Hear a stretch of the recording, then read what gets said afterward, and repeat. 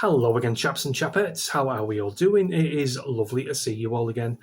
As always, bit of a brief one from me tonight.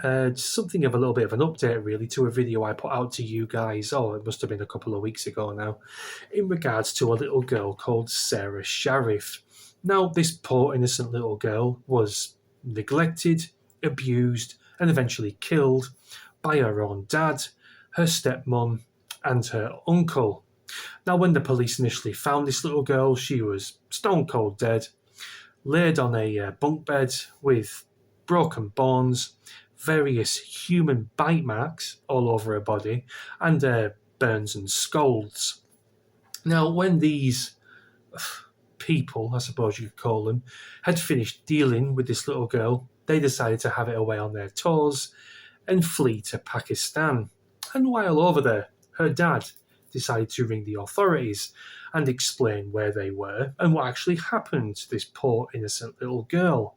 And he said, quote unquote, he beat her too much because she was being too naughty. Now, I do understand that parents all the way across the world have their own method of parenting. Some people decide to smack their kids on the backside or on the back of the hand when they are being unruly or misbehaving. And I'm not going to sit here and point my finger and judge anybody of how they bring up their kids. If you decide to smack your kid on the backside when they are being unruly and misbehaving, then by all means, you crack on. Some people like to use a softly approach and put the kid on a naughty step and have a 10 to 10 minute chill out period, that kind of a thing. But there is a massive, huge line between choosing to give your kid a smack on the back of the hand when they are misbehaving to beating them black and blue, giving them lasting injuries and putting them into comas and possibly killing them. That's not punishment. That's sadistic, brutal, psychopathic shit. Now, it should really come as no surprise to anybody, really, the care that this little girl was under. People in that part of the world, considering where they chose to flee to, are renowned for oppressing and abusing members of their family, particularly girls. Now, this little girl was also forced to wear one of them hijab things, simply to hide her injuries, to hide the bite marks, the bruises, the scoldings, the burns, that kind of a thing.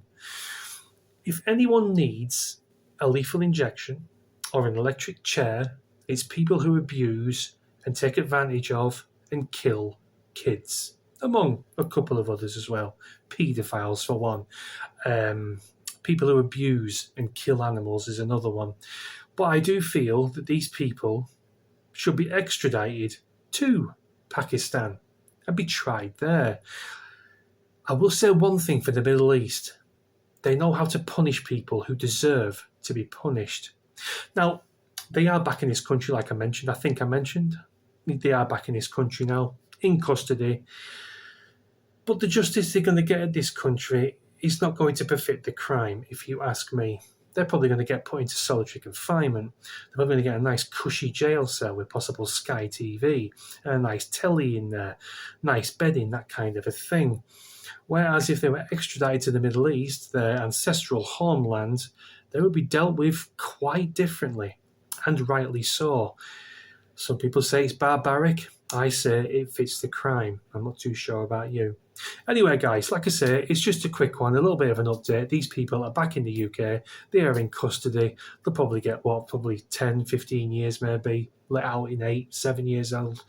And, they'll be free to walk the streets, these evil shithouses, when they should be down where the devil is, right below in the pits of fire, if you ask me. Anyway, thanks a lot for watching, guys. Let me know what you think in comments, and I'll see you in a bit. Cheers.